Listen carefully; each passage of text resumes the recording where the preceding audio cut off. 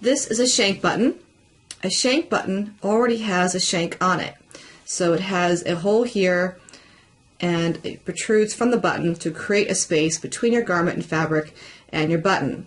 So instead of having to create a shank like you would with a normal flat button, you already have the shank here. So you simply just need to sew this button to the fabric and that's that. So it's actually a little simpler. One hole and you don't even have to create a shank. Okay?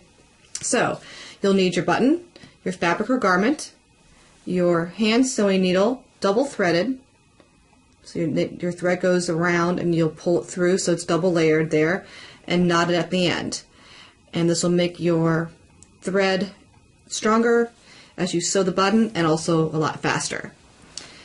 Okay, so first you're going to have a place where you're going to start your button. So let's go ahead and just go underneath, poke the needle through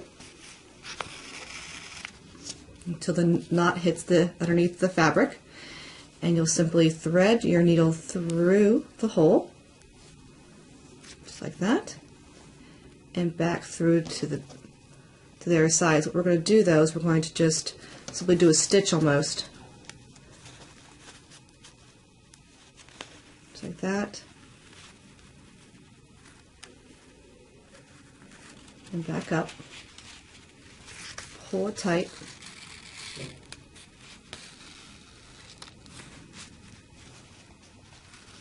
We're going to push the needle through the hole again.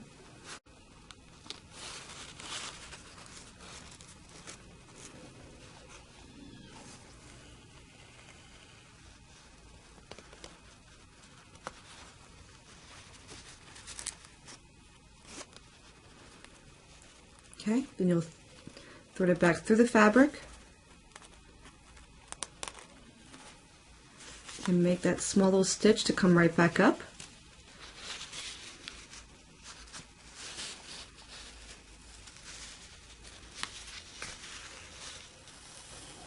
Just like that. Push the needle through the hole. And then do it again. Push the needle back down through the fabric. Make a little stitch to come back up. Pull the thread. Push the needle back through the hole of the shank. And you just repeat this about 4 or 5 times. Put the needle back through the fabric, make a little stitch, bring it back up. Okay, back through the hole of the shank. Once you've done that about 4 or 5 times and it feels strong, this time push it all the way through to the back. And you can even see the little stitches that we made here.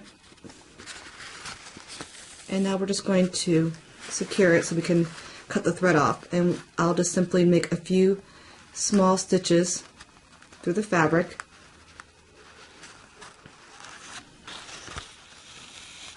Just over itself. So do the same thing again.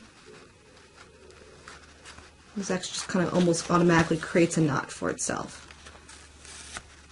Okay, again.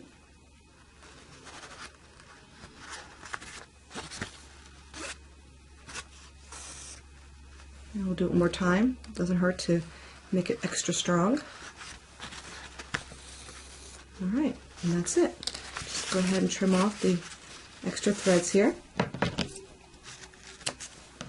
And when you look, there's the back. And there's your front, and there's your shank button.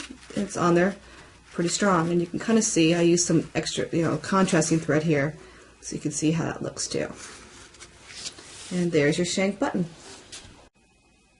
And now you know how to sew on a button. You know how to sew on a flat button that has holes in it, and you also know how to sew on a shank button that's very common in like coats, something like that. So whenever you have a button that falls off, you can now sew it back on and keep wearing that outfit. Perfect.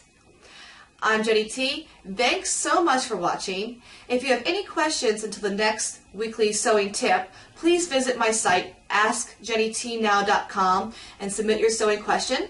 Your question may be answered in one of my weekly video podcasts, so please do go and ask the question. If I can't answer it, I will certainly find the information to refer you to. Okay, so it's totally worth to visit the site. Also, if you're interested in expanding your sewing project collection, you want something that's fun to make, something more challenging perhaps, or some window treatments, please visit simplesewingprojects.com. There's an enormous amount of information there, lots of sewing projects, and I think you'll really find something that catches your interest, so please visit that.